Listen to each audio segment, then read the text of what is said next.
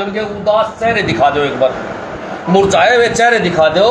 ये होमगार्ड के जवान है, पूरे हरियाणा के अंदर 2100 जवान है। 2100 घरों का चूल्हा बुझाने का काम इस बीजेपी सरकार ने कराया था। 2100 बच्चों का पेट पर लात मारने का काम इस बीजेपी सरकार ने कराया था। 2100 परिवार उजाड़ने का काम इस बीजेपी सरकार ने 2016 में कराया था। आज ये हिसार डिस्ट्रिक्ट के ये होमगार्ड आपके सामने बैठे हैं और ये सबूतों के साथ आपके बीच में आए हैं कि होमगार्ड डिपार्टमेंट यानी कि पुलिस का दूसरा डिपार्टमेंट है, यानी कि पुलिस के खुडा लाइन जिसको बोल रहे हैं, बोले वो एसपी ठीक काम कौन करे, उसने खुडा लाइन लगा दो तो उसने होमगार्ड में लगाते हैं। डीएसपी ठीक काम कौन करे, उसने खुडा लाइन लगा दो तो उसने खुडा लाइन लगा देते हैं। यो आज खुडा लाइन लगाया गया मामला जो है आपके सामने लेके आए हैं। एक बार इनका परिचय ये है कि ये होमगार्ड के भाई हैं और ये न्याय मांगने के लिए 4 से 5 साल घूम रहे हैं। 4-5 साल होगी, ले भाई ले फटाफट, 4-5 साल होगी न्याय मांगने के लिए घूम रहे हैं। तो यही मेन बात यही देखने की है कि जो न्याय मांगने के लिए ये घूमने लग रहे हैं, न्याय क्यों नहीं मिला और सबूत के हैं। देख लो भाई, एक तो ये देख लो, हम यो सबूत देख लो, फिर भाई ये जरूर कैमरा में दिखा दे भाई, सारे ये सबूत है भाई इनके पास। ये चिट्ठियां हैं, सरकार को लिख लिख के इतनी चिट्ठियां डाली हैं इन्होंने, बावड़े हो जा भाई इतनी चिट्ठी देख के। मैं चैलेंज करूँ अनिल विज जी को, मुख्यमंत्री जी को, पढ़ के दिखा दे बैठने एक बार। खैर वैसे भी अनपढ़ टोल है, उनने के मेरा पढ़ाई का के पढ़ाई कैसी हो है।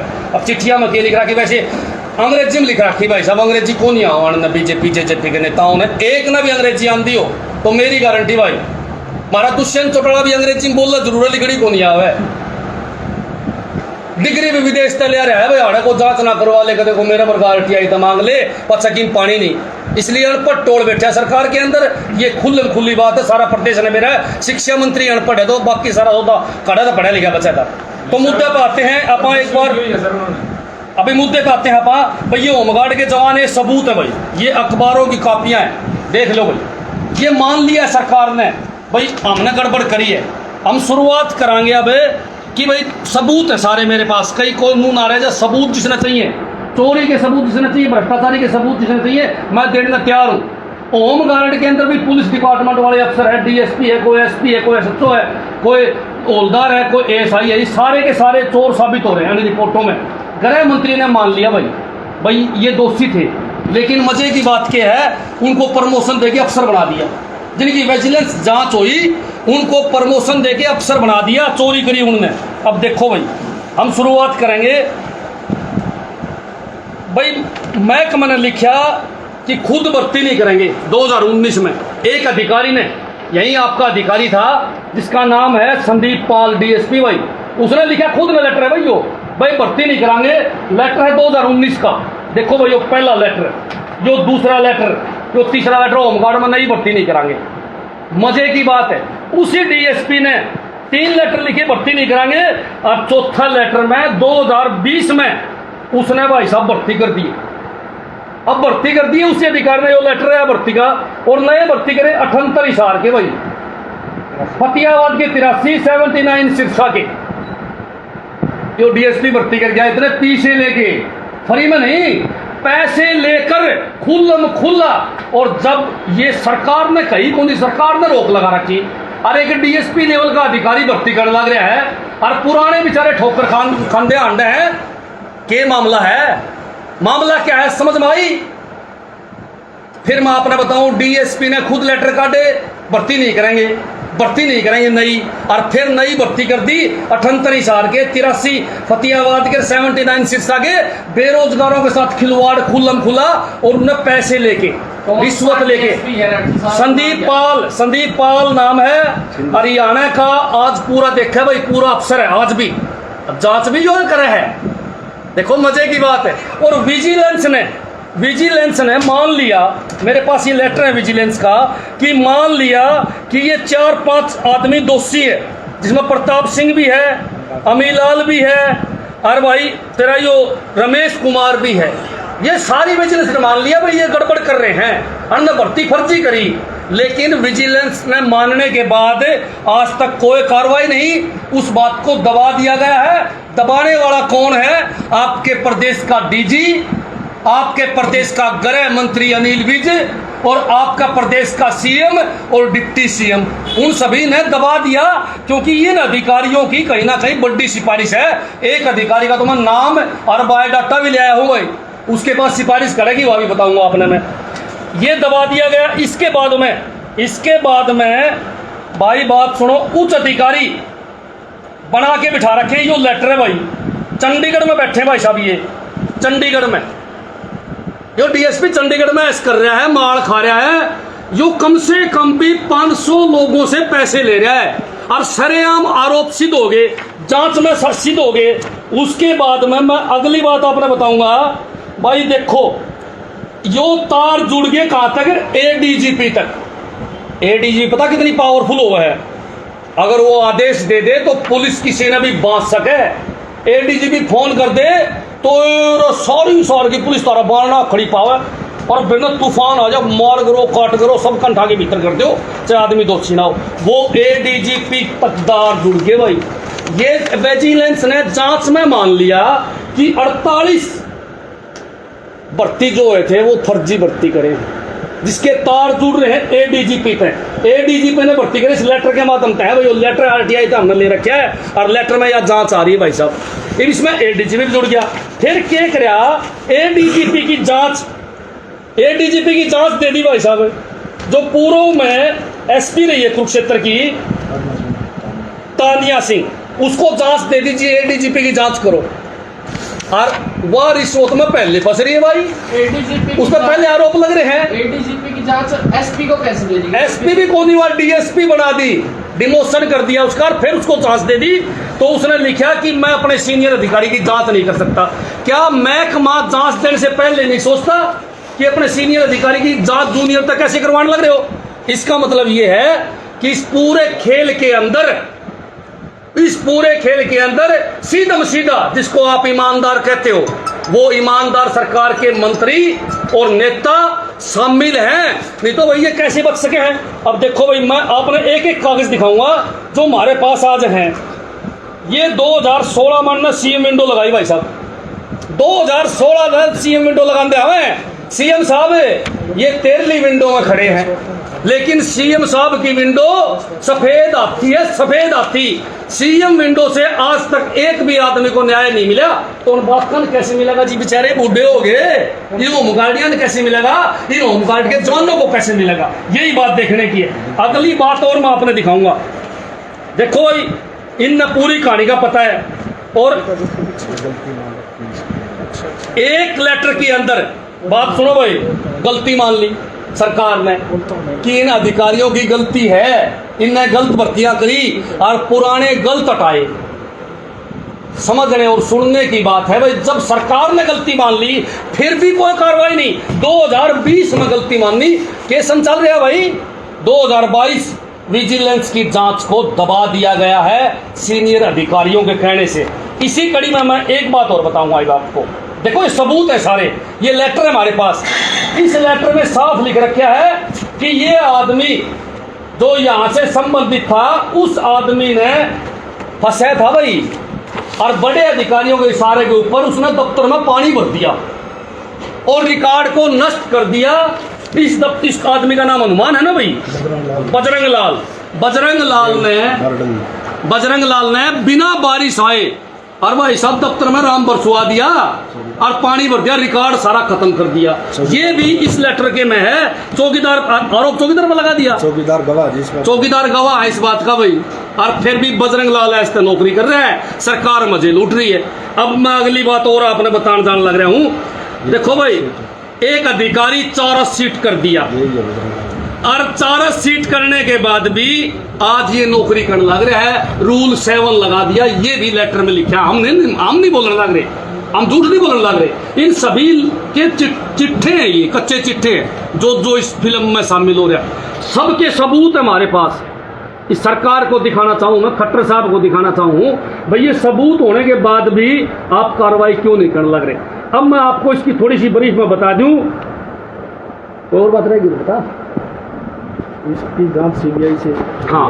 अब बात सुनो भाई, ये होमगार्ड के साथी जो मांग कर रहे हैं कि इनकी जांच जो है सीबीआई से करवाई जाए। स्टेट विजिलेंस ने जांच कर ली, ये आदमी दोषी पागे, लेकिन अभी तक वो बड़ी कुर्सियों बैठे, उनके खिलाफ कोई कार्रवाई नहीं हुई। तो अब होमगार्ड वालों की मांग है कि विजिलेंस की भी जांच हो। विजिलेंस के जो अधिकारी, स्टेट विजिलेंस के जो अधिकारियों ने इनकी जांच करी थी, उनकी भी जांच हो और सीबीआई इस पूरा मामला को देखे। सीबीआई की हमारी मांग रहेगी। और एक बात और मैं आपको बताना चाहूंगा भाई, बात सुनो, विभाग ने गलती मान ली और विनोद कुमार ने माना खुल्लम खुल्ला। विनोद कुमार होटल कांड पीछे सुना हुआ था हमने, होटल कांड, ये हमारे पास अखबार की कटिंग पड़ी है होटल कांड वाली। उसने मान लिया भाई मेरे ताई तो फसाया ना फोकट में है, मैं तो साइन करता नाटू था।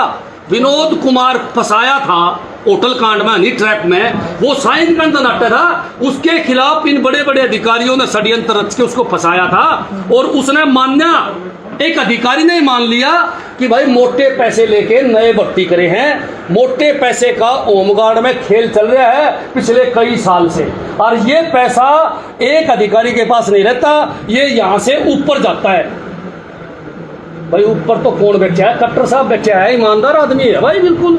और दुष्यंत तो उसका बड़ा ईमानदार आदमी, पैसे तो लेते ही बोली जी, हाथ को लगाओ पैसे का, पैसे का मारा अनिल विज जी बिल्कुल हाथ को लगाओ। नफरत बहुत करे भाई साहब, सीएम साहब बहुत नफरत करे है। और भाई साहब दुष्यंत की तो पूछो ना, इतनी नफरत करे पैसे से कि पैसे का नाम लेता है बेहोश हो जाए। अरे भाई साहब बाकी एमएलए मंत्रियों की तो सोचो ना था, मैं बेचारे इतनी नफरत करते हैं पैसे से कि 10,000 करोड़ का घोटाला भी ना मामूली सा था, कोई खास लंबी चौड़ी कहानी नहीं थी। ये हमारे मंत्रियों का खेल है, क्योंकि हमारे मंत्री और हमारे विधायक और नेता जो हैं बीजेपी जेजेपी के, वो पैसे से नफरत करते हैं, पैसे से नफरत करते हैं, गोल्ड से नफरत करते हैं, प्रॉपर्टी से नफरत करते हैं, पर नफरत करते करते माड़ सारा खचन लाग रहे हैं। राठी साहब एक बार सारांश बता दीजिए कि कितने होमगार्ड के जवानों को जो ये हटाए गए हैं, इनको क्या कह के हटाया गया, और जो नए लगाए गए उनसे किस तरीके से लगाया गया, एक बार ये सारांश बता दीजिए। सारा सारांश बताऊंगा। एक तो तेरे पर पहले मुकदमा आया था, संदीप पत्रकार पे इन लोगों ने मानहानि का केस कराया था बजरंग लाल ने, और ये इन लोगों में भी कह रहा था। मैं बजरंग लाल ने घूमे और दे दे चिट्ठी, आज सारे पत्रकार आ रहे, सारे पत्रकार दे दे, तेरी खटिया ही पत्रकार खड़ी करेंगे। मैं तो सल्यूट करता हूं पत्रकारों को। आज पत्रकार न होते तो अफरा तफरी मच जाती, देश बर्बाद हो जाता। आप लोगों के दबाव के कारण सरकार थोड़ा बहुत कुछ कर्ण पान लग रही है। आज चौथा स्तंभ नहीं पत्रकार, मैं कहूं आज पहला स्तंभ इस देश का कोई है तो पत्रकार है। पत्रकारों ने आज बेचारा क्या है, आज पुलिस से भी ऊपर पत्रकार है। आज पत्रकारों के पास फोन आते हैं, जी मेरे घर लूट होगी, जी मेरे घर समस्या होगी, मेरा लठ मार गया, कोई भी आदमी थाने में कौन जा, पत्रकारों के पास आते हैं। तो इस बात से पूरा प्रदेश देख लो। मैं नेताओं को दिखाना चाहूँ आज सबसे आगे कोई सच्ची भूमिका में है तो पत्रकार है, और उन्हीं के खिलाफ मानहानि का नोटिस देने वाला की खटिया हम खड़ी करेंगे जी। एक तो सीबीआई की मांग है इन सभी की। एक मैं आपने बताऊं भाई, सीएम विंडो सफेद आती है, ये बात हमने कई बार सिद्ध करी, अब फिर सिद्ध करेंगे। बजरंग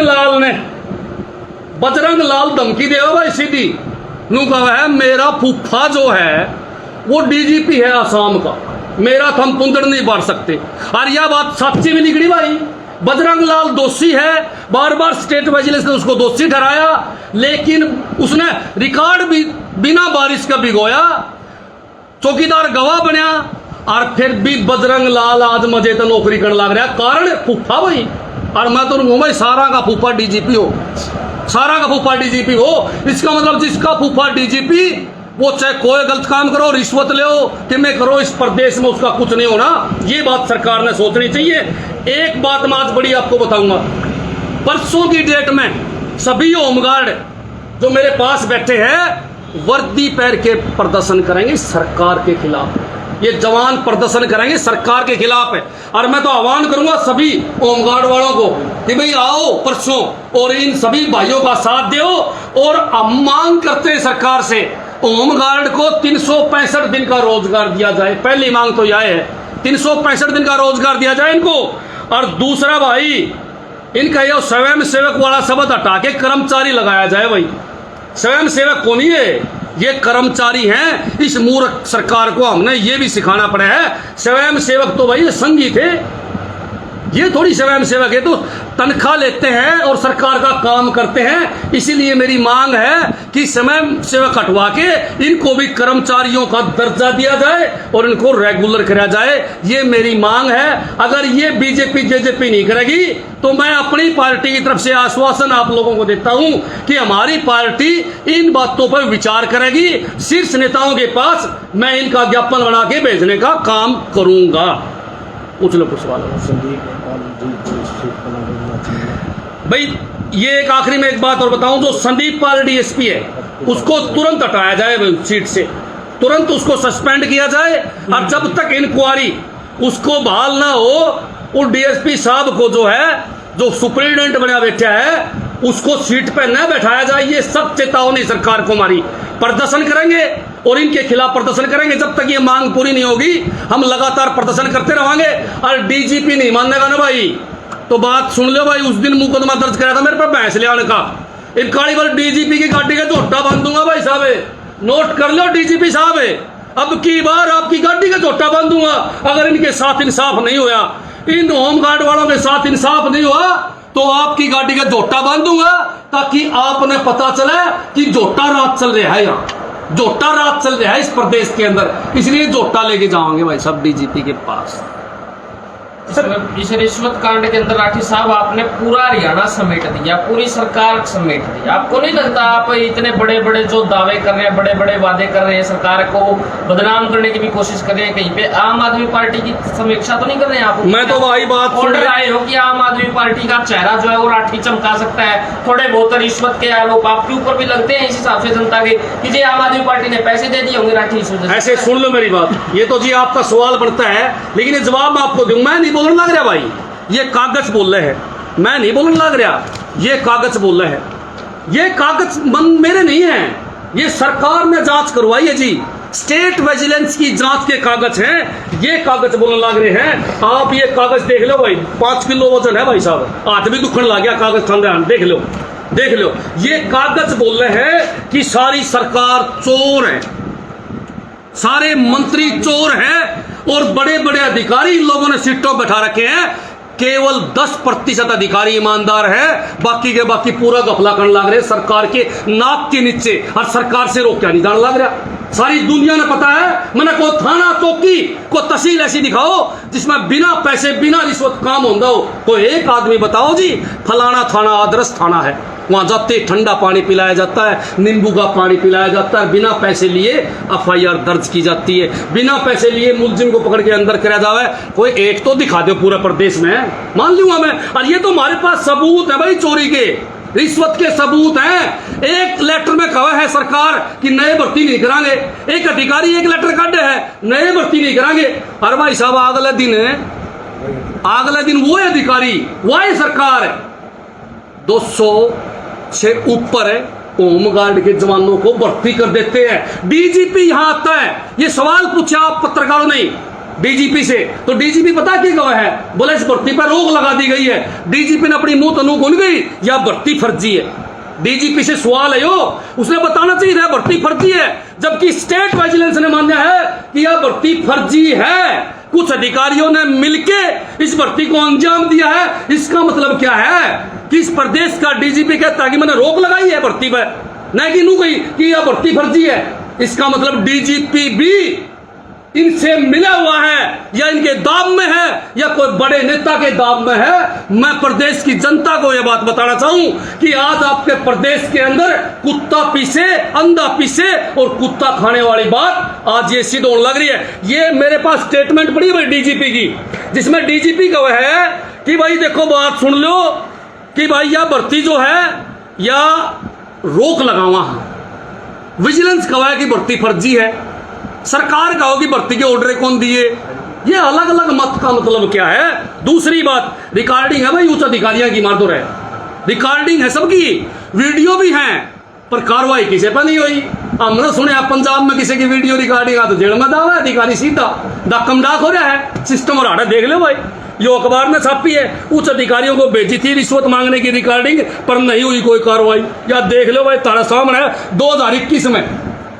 खट्टर साहब है, ओ खट्टर साहब है, देख ले अखबार दावा तसल्ली से। अनिल विज जी, बब्बर शेर, देखो यह अखबार की हेडलाइन है, मेरी हेडलाइन नहीं है, वो भी 2021 की। बहुत बहुत धन्यवाद। एक बार कहना चाहूंगा, परसों भारी संख्या के अंदर होमगार्ड जवान वर्दी पहन के इस सरकार को चेताने का काम करेंगे और इस सरकार के खिलाफ प्रदर्शन करेंगे। फिर एक बात चेतावनी देना चाहूंगा, अगर सरकार नहीं मानी, जो डीजी नहीं माना, तो डीजी का जोटा बंदने का काम करेंगे भाई साहब, क्योंकि जोटा सरकार है। बहुत बहुत धन्यवाद।